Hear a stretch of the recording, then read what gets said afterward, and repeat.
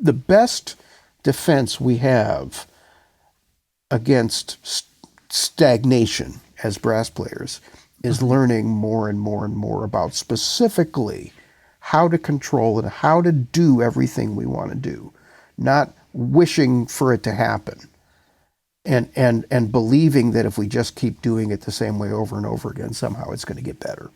You know, so with all these things combined, to me, and I wrote an article that had this title.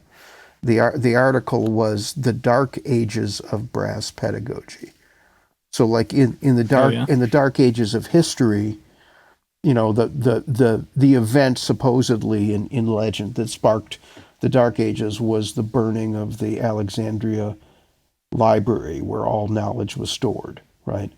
And then all the knowledge was lost, and then hundreds of years went by before the Renaissance, when the age of discovery, people were rediscovering things they knew before but forgot. Sure.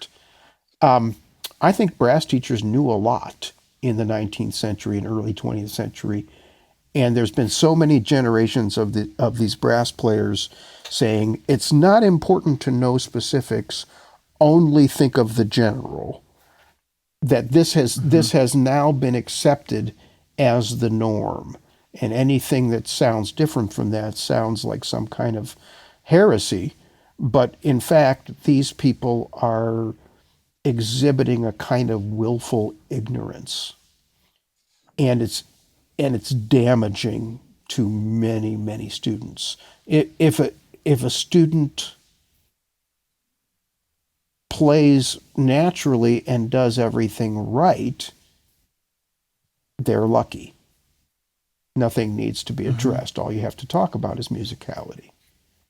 But if a student can't do anything right and there's some obvious physical reason for it, but the teacher says, your problem's in your head,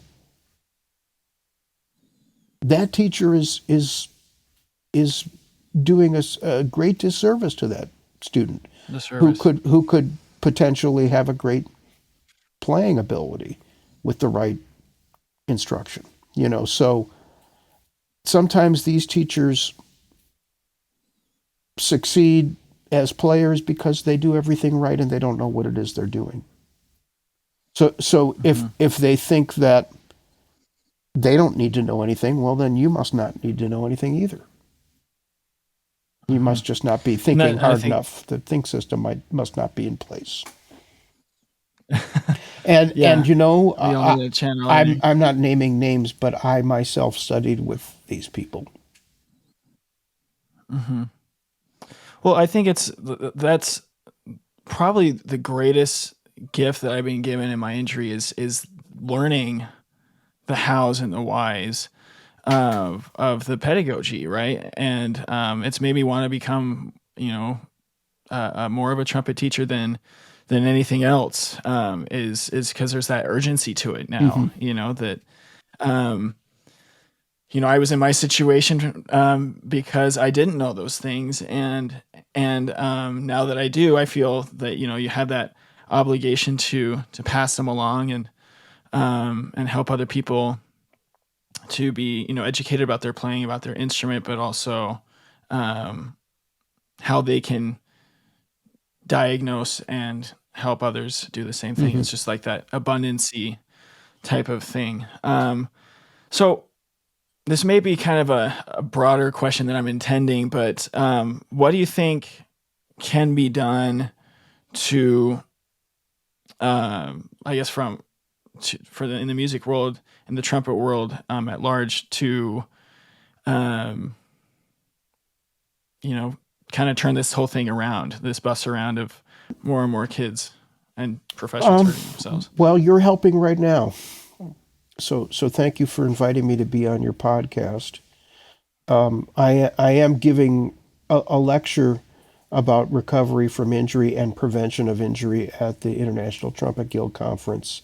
I never before applied to present at the International Trumpet Guild Conference.